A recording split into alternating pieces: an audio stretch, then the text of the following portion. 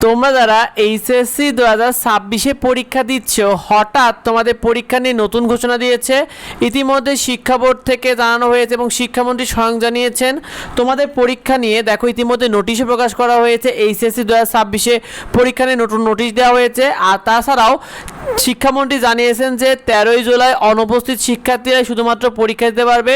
অর্থাৎ 13ই জুলাই যে সকল শিক্ষার্থীরা পরীক্ষা কেন্দ্রে অনুপস্থিত ছিল তারাই শুধুমাত্র পরীক্ষা অংশগ্রহণ করতে পারবে। এই বিষয় নিয়ে তিনি আরও জানিয়েছেন যে গত 13ই জুলাই তোমাদের যে পরীক্ষাগুলো হয়েছিল, যে পদার্থবিজ্ঞান প্রথম পত্র, হিসাব বিজ্ঞান প্রথম পত্র এবং যুক্তিবিদ্যা প্রথম পত্র, এই পরীক্ষাটা যারা দিতে পারেনি তাদেরকে আবার নিবন্ধন করে পরীক্ষা দিতে পারবে, এই বিষয়টা বলেছেন তিনি।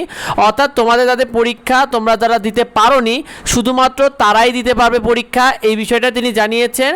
এবং শেষে তিনি আরও জানিয়েছেন যে যাদের পরীক্ষা খারাপ হয়েছে তোমাদের, তারা কোনো সুযোগ পাবে কি না এই বিষয়ে শিক্ষামন্ত্রী বলেছেন যে এটা সম্ভব নয়। যারা পরীক্ষা দিয়েছে তাদের আর পরীক্ষা দিতে হবে না বা তারা আর পরীক্ষা দিতে পারবে না, এটাই তিনি জানিয়েছেন। প্রশ্নে যে ভুলগুলো ছিল সেজন্য তারা সবাইকে সে নাম্বারটা দিয়েছে, যার কারণে বলেছে যে পরীক্ষার জন্য আর শিক্ষার্থীরা যারা পরীক্ষা দিয়েছো তোমরা যারা, তারা কিন্তু আর পরীক্ষা দিতে পারবে না। তোমরা অনেকেই কনফিউশনের মধ্যে ছিলে যে কারা পরীক্ষা দিতে পারবে আর কারা পরীক্ষা দিতে পারবে না। একদম ক্লিয়ার করে দিয়েছেন তিনি যে তোমরা যারা পরীক্ষা দিতে পারোনি 13 তারিখের পরীক্ষাটা, শুধুমাত্র তারাই পরীক্ষা অংশগ্রহণ করতে পারবে, আর যারা পরীক্ষা দিয়েছিলে তারা কিন্তু পরীক্ষা দেওয়ার কোনো সুযোগ পাবে না, এটাই তিনি জানিয়েছেন।